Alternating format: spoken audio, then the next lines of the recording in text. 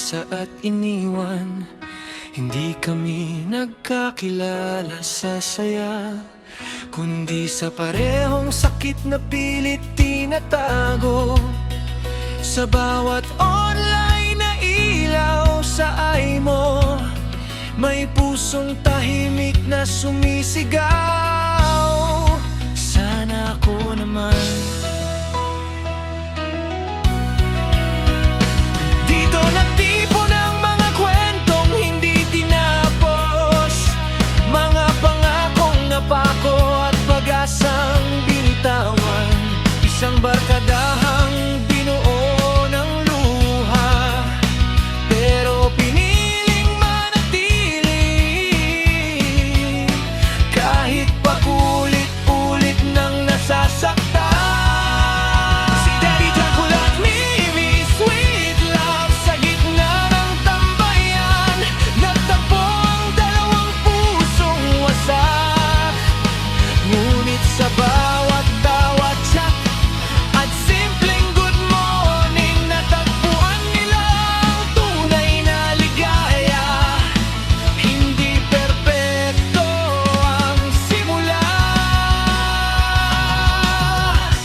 pero bawat araw pinili nilang mahalin ang isa't isa.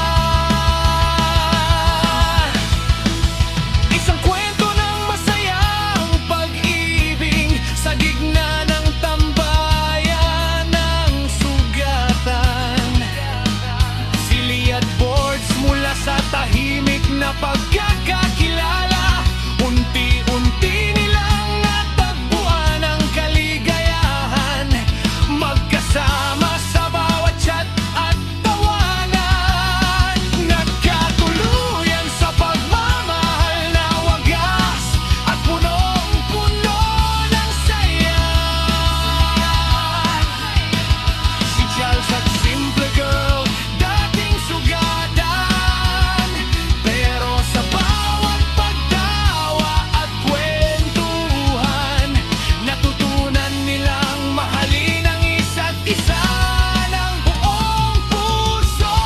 Ngayon sila'y magkasama, masaya, at ang kanilang kwento ay patunay na may pag-ibig na muling bumangon. Si Luigi at akusada para sa kanila. Hindi na susukat ang edad para dalawang taong tapat. Kung magmahal may mamay, tapududa man tiwala at pagmamahal pa rin sa kanilang nanay.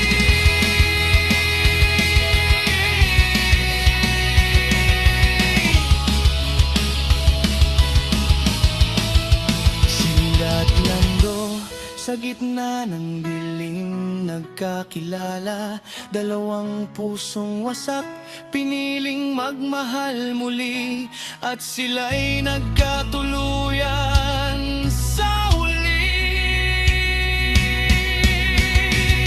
Si Ham at Grandpa, tahimik pero malalim, pagmamahal ang hindi maingay pero tunay at tamang damdamin. Si Maricel at Cecilia, parehong napagod na sa paulit-ulit na lakwat ko. Ako naman sana